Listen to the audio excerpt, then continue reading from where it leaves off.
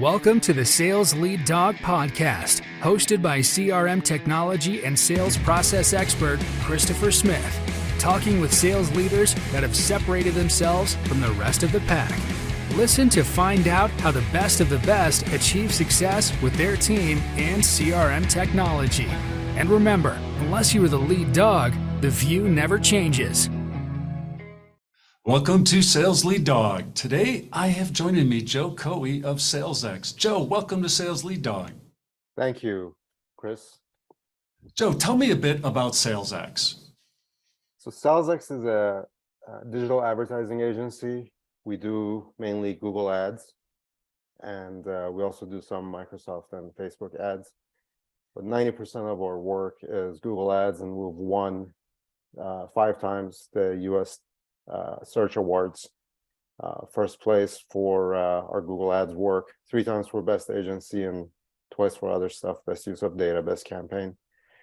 And we're pretty much Google ads hard hitters. Yeah, that's pretty cool. As a sales leader, why should I care about digital engagement using Google ads or some other form? Yeah, so in sales, we all know that we like leads, right? If you throw a telephone book at your salespeople, they're likely not going to succeed or not going to succeed very much. So we want to see leads. And typically we look to marketing for leads, right? And so marketing is creating leads, and then they label it as marketing qualified leads, MQLs. Then it goes into the CRM as an MQL, then the salespeople call it. And then if it's sales qualified, then they mark it as SQL, and then they start working it. If it ends up being a valid lead, then it makes it into the process, and so on. So digital advertising creates those leads that then will become MQL, then become SQL, and then become closed deals. And so digital advertising is one of the ways of actually bringing in leads. Another way is to, for example, go to conferences, trade shows, this and that, and all this stuff that we all know about. But that's why digital advertising is important to sales and marketing leaders. How did you get your start in sales? So I was working. My formal education, I graduated with a bachelor's in industrial engineering, and I ended up working at a semiconductor equipment company. And those guys, I was the liaison between the R&D department and the customers, because the customers would call, and if there was an issue that the product managers couldn't resolve, they would kick it up to R&D, but they don't want to put the R&D engineers in front of the customers. So I was the guy in the middle. And what I noticed one day is, like, the customers were asking about this functionality that just did not exist. It was just like they're asking for something, like the salespeople had sold them something that the machine didn't do. It wasn't in the specs. So I'm like, all right, I'm going to go talk to these sales guys and see what the hell they were thinking. And so I went to the sales building, and I saw it's completely empty. The whole building was empty. And I asked the admin, I said, where's everybody? And it's like, oh, they're all in Hawaii. They met their quotas, and they're in President's Club. I'm like, okay. So these guys, they sold something that doesn't exist. I'm stuck dealing with it, and they're off to Hawaii. I'm on the wrong side. Of course, as an engineer, nobody wanted to hire me as a sales rep. Yeah. So I went back to school, got my MBA, and then leveraged that to get a job at Oracle. And that's where I really, truly started my kind of high-tech sales. Enterprise software, and I worked there for 4 years as an inside sales rep, and then moved on to outside sales, and did that for 10 years before starting SalesX. Yeah, that's one of the things I love about what you've done is you've created SalesX, but you're really doing it from the perspective of a salesperson, right? Yeah, absolutely. Because in sales, there's no second place. If you're probably old enough to remember that Glenn Ross movie, where like the first place gets the Cadillac, the second place set of steak knives. So sales is not an Olympic sport where you get silver medals or bronze medals. You either get the gold or you get nothing. So yeah, so we run the agency the same way. We're very KPI driven. It's like either you're going to hit the KPIs or it doesn't matter what else happened. Yeah. You know, yeah, which is pretty different than the norm. Right. So if I'm a sales leader and we'll go down two different paths. I want to start digital engagement. What do I need to know to be successful to leverage, you know, if I'm going to come out and hire an agency like SalesX, what do I need to know? What's the right way to do it? Well, the right way to do anything in digital is to know what you're measuring, right? The whole Shangri-La, the whole promise of digital is that, look, we're going to give you visibility. We're going to give you insights into what's happening. For every dollar that you're spending, you're going to know where the money went. Where in the traditional sense, where you're buying TV ads, you didn't know what was going on a lot of times until you spend all the money. Then it's like, oh, we're getting all the wrong calls. Okay, well, in digital, you don't have to do that. You can actually learn what's going on as you go along instead of having a sunk cost and then figuring out what's going on. But the issue is that a lot of people, they are looking at the wrong metrics. So what are some of the metrics without throwing too many acronyms and without getting into the weeds, which would bore everybody stiff?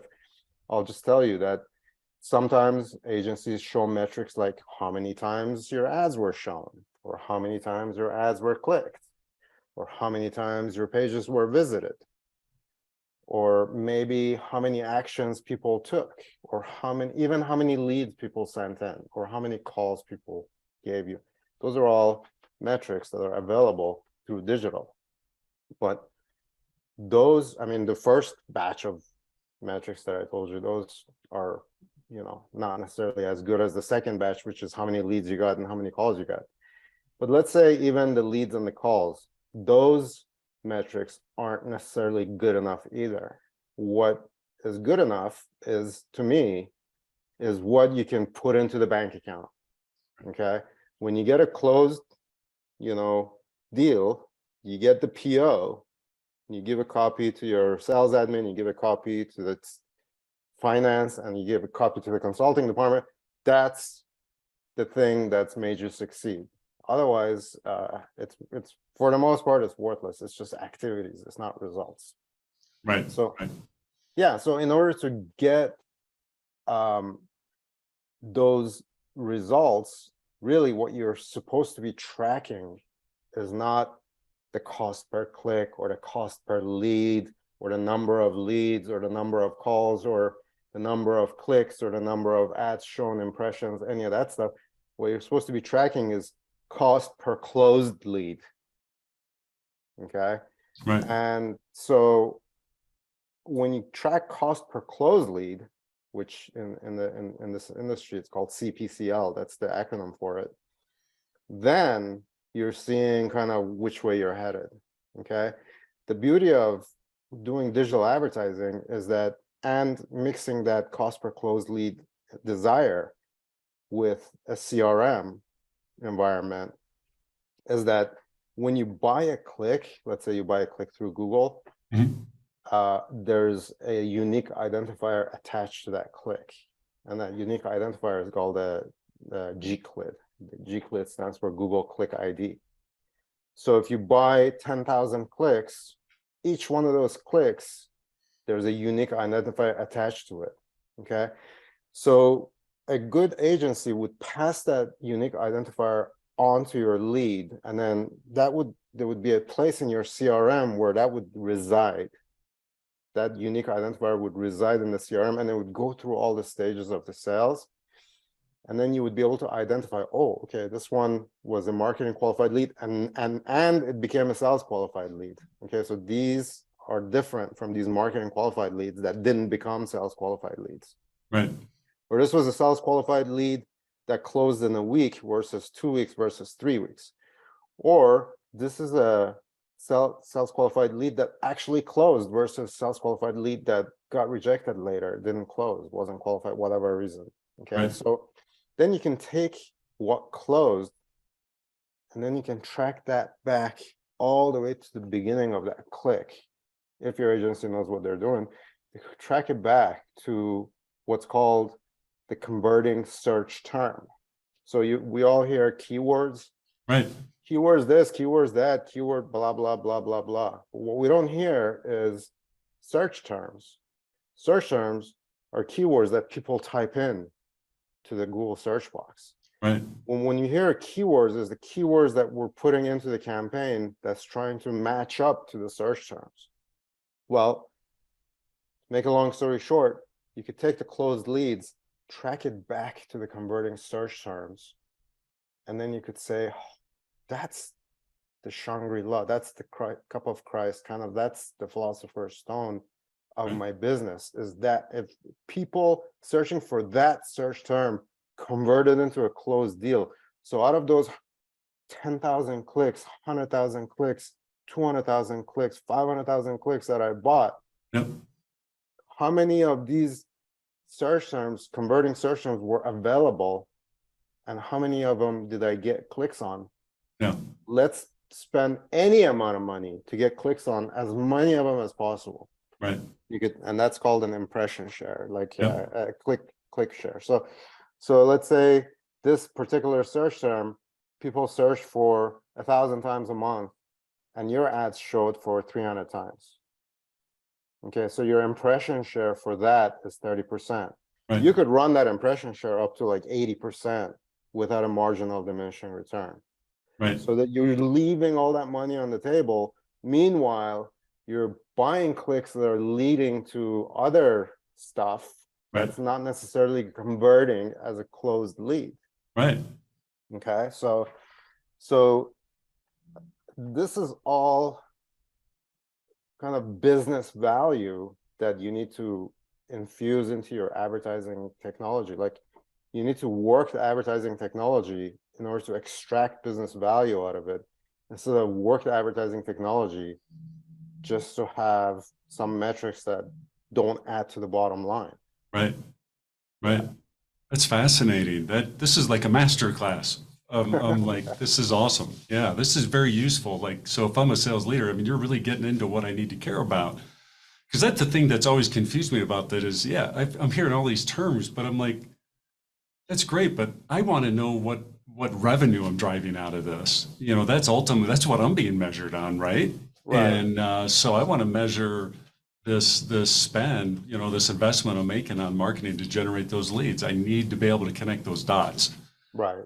This is how you go from director of sales to VP of sales to senior VP to executive VP to chief sales officer. Yeah. Is when you're measuring the cost per closed lead and then taking that, relating it back to your search terms, and then saying maximize those, dude. Yeah. Like we I'll give you an example. We did an audit for this company that has 5 different campaigns running. Okay.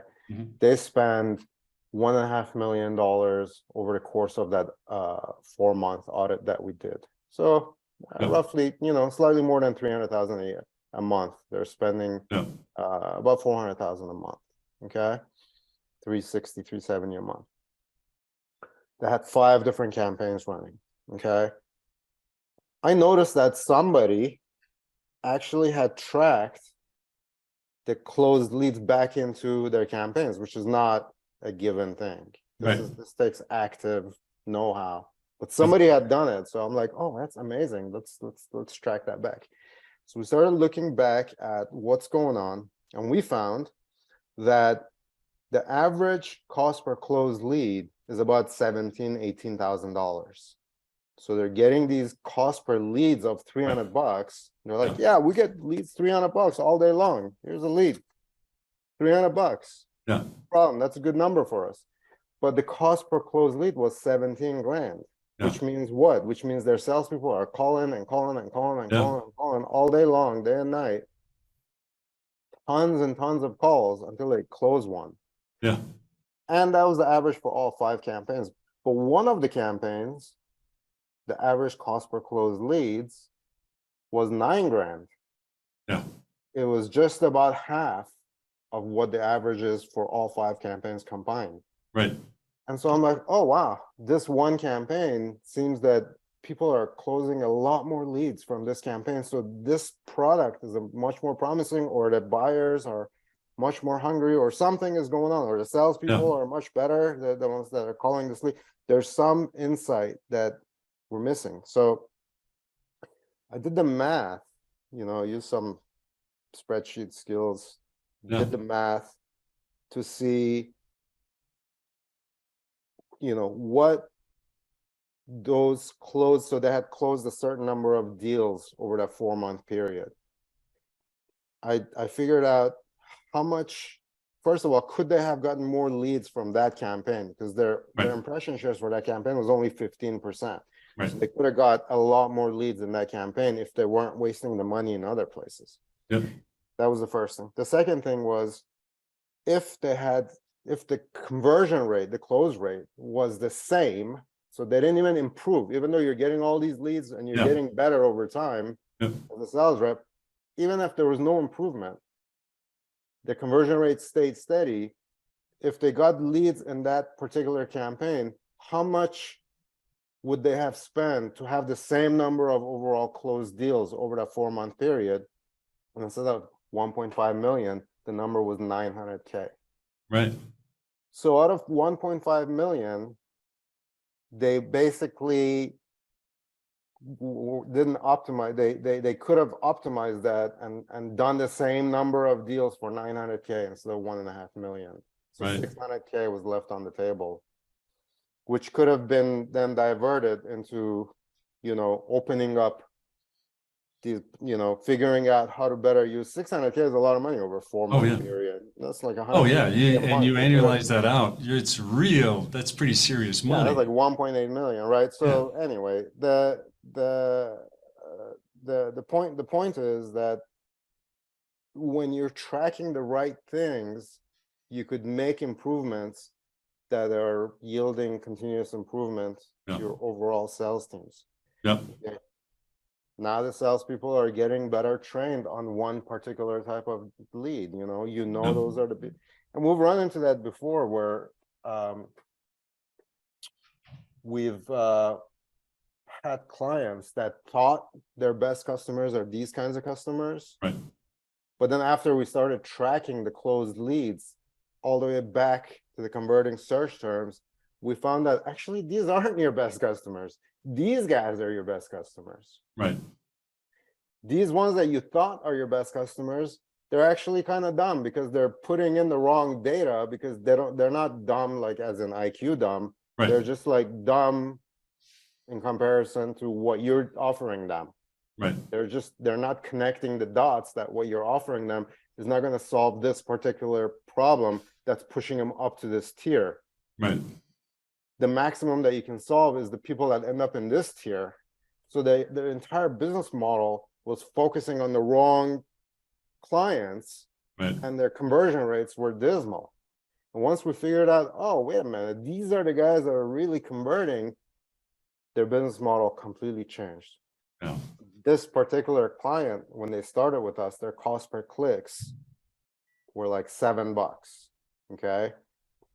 6 months later, by the time all this work was done, their cost per click was like $23. So it had like more than tripled their cost per clicks. But their conversions, cost per closed leads, was like, the conversion rate was 1 out of every 700 clicks was closing into a deal. And then once we did this, 1 out of every 3 was closing into a deal. Oh my gosh.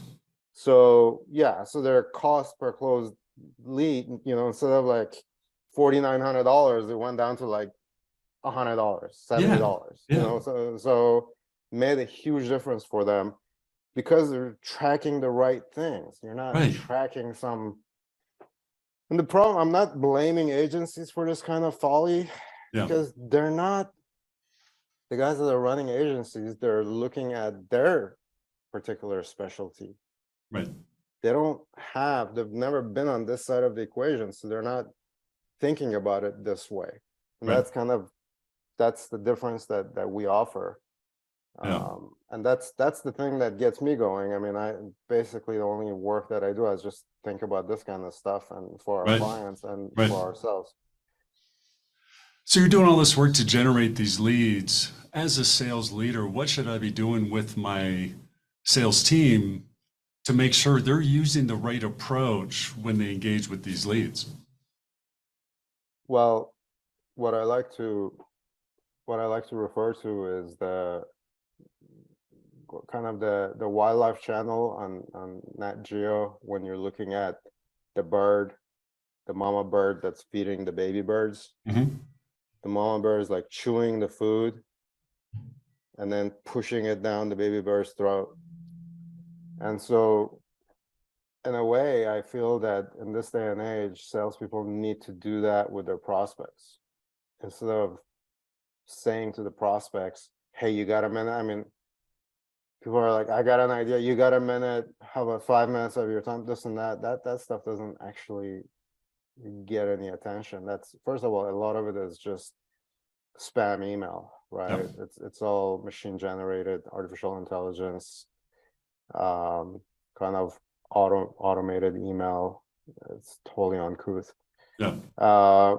But even the ones that aren't spam, people haven't done kind of the messaging right. I mean, it's rare that you see the messaging correctly. It's happened. I had somebody that I had an SDR that reached out to me, and it turns out that the product that they were selling, once I talked to the account executive, is like exactly what I needed. It's amazing, right? This is like incredible product. So I signed up same day. I didn't even have to think about it. Right. But the SDR wasn't like pitching the right aspect of the product. Right. The only reason he got the call with me is just the problem that he was pointing out, the functionality that he was pointing out is something that I just happened to need that at that time. But he wasn't looking at the bigger problem and saying, this is a problem that we solve for all of our clients. And in all likelihood, you have that same problem and we could solve it for you. Yeah. Right. So that's why I'm saying you need to like process the information and really give them what it is. Like in this case, like this example that I gave you, if I'm reaching out to a VP of sales or a VP of marketing, and I'm saying, look, reduce your cost per closed lead by 40%. We did this for somebody else. We saved them $600K over a 4-month period. We could do that for you. Right. And all of a sudden, it's like, now the guy's like, oh, reduce the cost per closed lead by 40%. Am I even tracking my cost per closed lead? Right. Oh, yeah. Maybe I should talk to this guy, you know? Yeah, that's right.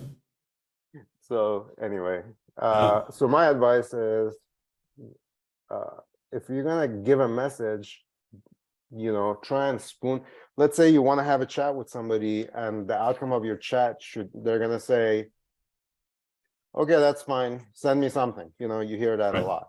Yeah. Like, okay, send me something. I want to read it. Like, okay, I tell you what, I'll send you this PDF. Before I send it to you, let me tell you what's in it. And then like really summarize what's in the PDF. Read the 5 pages, summarize the hell out of it, and tell them, here's what you're going to find in this PDF, and here's the message, and here's the takeaway. Maybe even have that little summary paragraph and the PDF attached, so they don't have to go read the 5-page PDF. They could just read the quick summary. Oh yeah, yeah. Okay. That, and also like using Robert Cialdini's principles of influence. I don't know if you know about Robert Cialdini, but he's a guy that did some work on influence over at University of Arizona. And he figured out that these are like some principles of influence: reciprocity, liking, limited. So, you know, and if you take those principles of influence and use them in your day-to-day sales process and conversations, then that's if you have a product that works. If you don't have a product that works, then nothing is going to help you. That's right. That's right. Product or service. Yeah. Yeah. Yeah. So a lot of what we're talking about, it's technology based.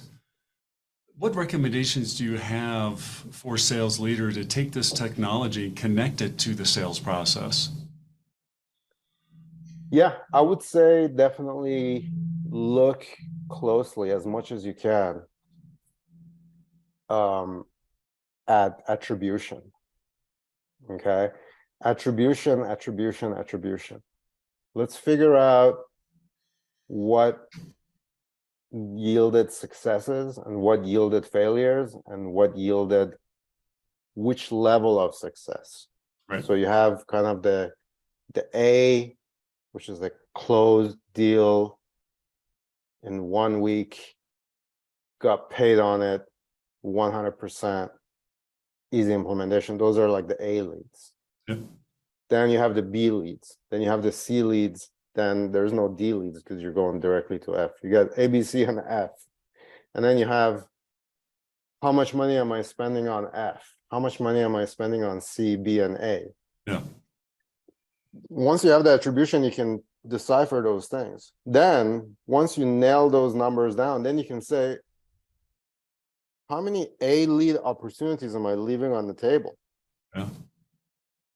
And how can I take the money from the F leads, the C leads, and the B leads and push towards the A leads until I hit that diminishing marginal return number. Right. And then from there, go after the B leads and do Right. the same thing as much as possible. And Yeah. then go after the C leads. Because there's a lot of insights that you could get in the digital side that you wouldn't be able to get otherwise. Like you could say, all right, what age group, what gender, you know, what educational level, what household income, Yeah. what time of day, what day of week, you know, what region, what state are they coming in from, you know, all of this stuff you can get if you're tracking it. Yeah. If you're saying, let's track this GCLID all the way down the CRM, and then let's look back and see what are the, you know, specifics about the A leads that are making them A leads. Right. Converting search term is one of them, but it could also be, you know, guys between 34 and 45 in the afternoon hours on the Western states and the late part of the week. Those are the ones that are yielding A leads. Right. Well, heck, man, once you have that information, then you're like, I don't care the cost per lead. I mean, I don't care the cost per click. Yeah. You know, my cost per click is $7. I'll pay $70. I don't really care. It doesn't matter. Yeah. I'm If it's not leading to a wasting- closed deal, I'll pay $70 all day long. Yeah, it doesn't matter what, like, I mean, that's just a sample number, but it really doesn't matter what the number is. Yeah. If you're going after like the center of the bullseye That's with right. every one of those clicks. Yeah. Yeah.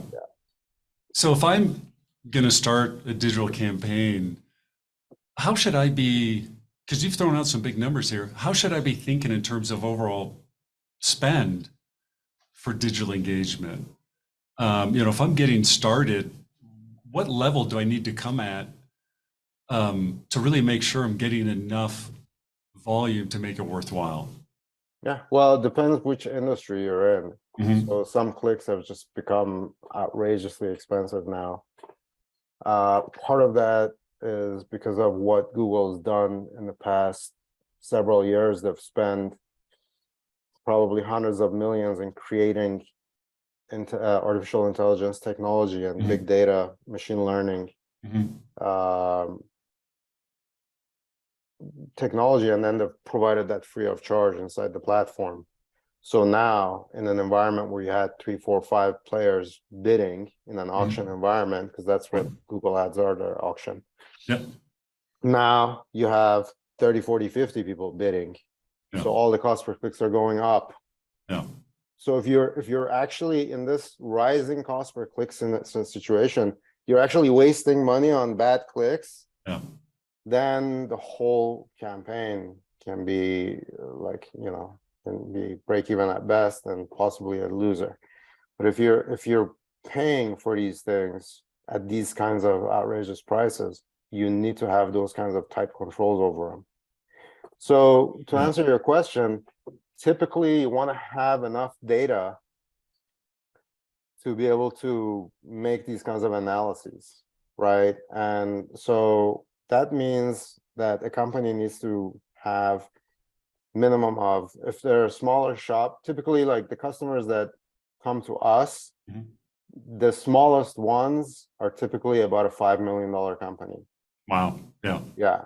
So if they have a problem spending at least 10 to 15 grand a month for at least 3 to 4 months without batting an eye at it, then they're probably not, it's not likely they're going to succeed at that level just because they won't have enough data. Right. You need to have enough data to be able to do this kind of analysis. So that's a key. What you said right there, I think, is really key, is that you can't go into this thinking like, oh, hey, I'm going to spend $15,000 and I'm going to get leads day one. You've got to do the research, right? First, for a period of time, get the data, do the analysis to figure out what's really working for us. And then that's when you're starting to scale it up and focus in your money. Is that correct? It's correct with one small modification, and that's that you need to do the correct analysis. Yeah. The thing is, everybody's like, yeah, we'll get the data and we'll analyze it. And then they're not analyzing the right thing, which is That's what right. we'll spend this entire time talking about. There's 100 different ways of skinning the cat, and there's only 1 or 2 ways that's going to end up in your bank account. That's right. Those are the ones that you need to be able to like identify. Yeah. In fact, if you look on the SalesX website, there's a link, salesx.com/BVAT, BVAT, the business value of advertising technology. And I've basically outlined 12 different ways that you could measure, that you could use advertising technology to create business value. Typically, we only think about one way of creating business value. We're thinking about direct revenue. That's the way, right? Do advertising, I'm going to increase my revenue. That's the way I'm measuring it. But I've identified 11 additional ways in addition to direct income, direct revenue, and I've put the calculations there on how to do the math on those. So there are a lot of different ways of actually getting value out of business value out of advertising technology. You just have to be extremely smart about it, because Google's smart. Right, everybody knows Google's smart, and they've created a lot of smart technology in order to bring more people into the auction. Exactly. That's when you were telling me that earlier. I'm thinking it's just brilliant what they did, because now instead of having 3 or 4 bid and we've got 30 or 40, we're making a whole lot more money. Yeah, if you have, imagine if you're selling your house and there are 40 people bidding on it. Oh yeah, you're selling it for like 4 times the asking price. Yeah. Right. Yeah. Instead of like, if you don't even have a single bid, or if you have 1 or 2 or 3 bids, you're probably not, you're getting like maybe 5 or 10% over asking price, not 400% over asking price. So if you're going to go into that kind of a hot environment, which in this case, we're not buying houses, we're buying clicks, then you need to just be like, make sure it's the perfect house. Yeah. Make sure you're bidding on your dream house. And at that rate, even if it's 10 times the asking price, it's the exact thing you need. Yeah. Right. No problem. Yeah, and that's the thing, like if you're spending that kind of money, if you're competing for those keywords, those search terms that are really going to drive revenue for you, you better make sure you're doing the correct analysis and you're not just throwing money out the window. Because I mean, if you're not doing that right analysis, as you're saying, you might as well just open your windows, you're driving down the highway, and start chucking out $100 bills, because that's essentially what you're doing. And that adds up to very serious money really fast. It does. We have clients that spend anywhere from, on the low end, we have people that spend about 10 grand. And that's typically the minimum. If they're not spending 10 grand, we can't really offer, like anything that SalesX offers doesn't have any edge over anything that anybody else offers at a below 10 grand level, because you don't have any data. Right. But we have our clients that are really extremely successful, and they're just they dominate the market. They're spending anywhere from 80 to 500,000-600,000 a month. Right. So at that level, when you're spending at least 30, 40, 50, 60K, then you're getting a good amount of data and you can really slice and dice it. And here's the thing, once you have that information, Yeah. you can go after the A leads and maybe the B leads, and you can throw the C and the F leads to your competitors. Right. Right. And those guys, they're still getting leads. They're still getting some deals out of the C leads. Yeah. But now they're thinking, oh, you know what? It's not really a good channel for me because these leads aren't closing really that well. Right. But meanwhile, you're taking, so Yeah. you discourage them from competing, and now you're bringing the cost per click stuff. The other thing is that there is right now the World Cup going on, like the Mondials, you know, the World Cup Yeah. gold.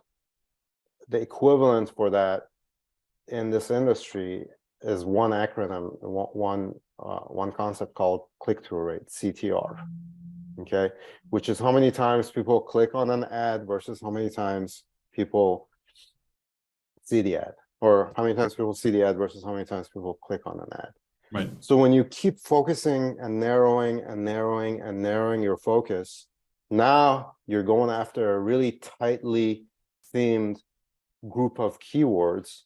Right. You're bundling them up into an ad group that maybe has 5 or 6 or 10 or 12 really tightly themed keywords, and you're putting an ad that's very, very tightly themed to those keywords, and you're sending those ad clicks to a page that's extremely tightly themed to those ads and to those keywords. Now you have this perfect alignment Yes. of the search terms, the keywords, the ads, and the landing page. Yep. Now you start seeing this rising CTR. Yeah. And as the CTR rises, the cost per clicks fall. Because the way the auction works is that depending on your CTR, which is basically giving relevance, right? Google, the reason they're so good is that the thing that you're doing is relevant. Right. Like the thing that you're searching for is relevant to what you see. Right. One time, my browser had upgraded by itself, and it changed the search engine. The default search engine changed from Google to Bing. Yeah. And I did the search. I didn't notice it. I did the search, and when I saw the result, I'm like, that can't be Google. And then I went and checked, and I was like, oh yeah, it's Bing. Yeah. So like you could tell. Yeah. When the quality, so Google loves quality. Yeah. Right. If the search result comes in and it's from 2016, you know it's not Google. Yeah. So anyway, the point was that once you have the rising, so when you go into the auction, I started to talk about the auction, you have this thing called the quality score, which is how relevant everything is, how in line everything is. And your quality score is multiplied by your bid price, and that's the number you go into the auction. So let's say I bid $5 and my quality score is 8. 8 times 5 is 40. Yep. So I go into the auction, and on my paddle it says 40. Yeah. Somebody else might bid $10 instead of $5. And if their quality score is like a 3 instead of an 8, yeah. Now 10 times 3 is 30. Yeah. So now I just beat the auction. I just beat them in the auction with a $5 bid versus their $10 bid, because my quality score was higher, because my alignment's right, because I did my homework and figured out which ones are the winners. Yeah. And separate the winners from the rest, and then treat them like winners that they are. Yeah. We call that process the X alphas. Yeah. Where we take the alpha dogs. You talked about the lead dogs, and that's right, the alpha dogs. Yeah. So we take the alpha dog keywords, and we're saying, hey, you know what? You guys are really special. You guys are like a feather. Here's a feather in your cap, because you're badasses. So we're going to separate you out, and we're going to treat you differently. We're going to put you in tightly themed ad groups. We're going to give you your own ads. We're going to give you your own landing pages. We're going to give you your own bids. We're going to give you your own everything, because you guys are the alphas. Yep. You know, guys and gals and everybody else. So with that being the case, then all of a sudden you're seeing these alpha ad groups that with the CTRs just going through the roof. The CTRs going up and away, and your cost per clicks are going down, and your cost per leads are going down, and your number of leads are going up, and everything is right in the world. Right? Like God is in heaven and everything is right in the world. So when that happens, now you're winning, right? Now you can send the leftover stuff to your competitors and dishearten them in the process. So that's kind of how that game works. That's amazing, Joe. This has been incredible. I knew this was going to be a cool episode. I just was very excited to do this session with you. We're at our time here on Sales Lead Dog. If people want to reach out, Joe, and they want to engage with you about working with you, what's the best way for them to do that? Yeah, they could find me on SalesX or on LinkedIn.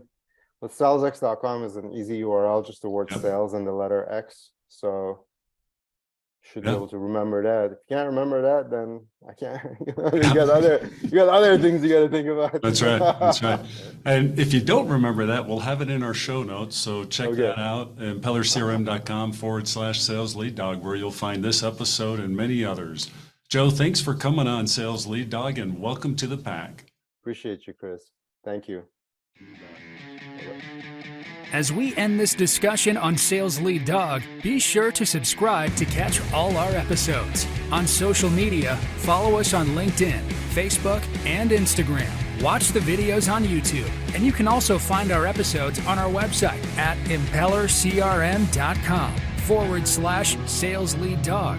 Sales Lead Dog is supported by Impeller CRM, delivering objectively better CRM for business, guaranteed.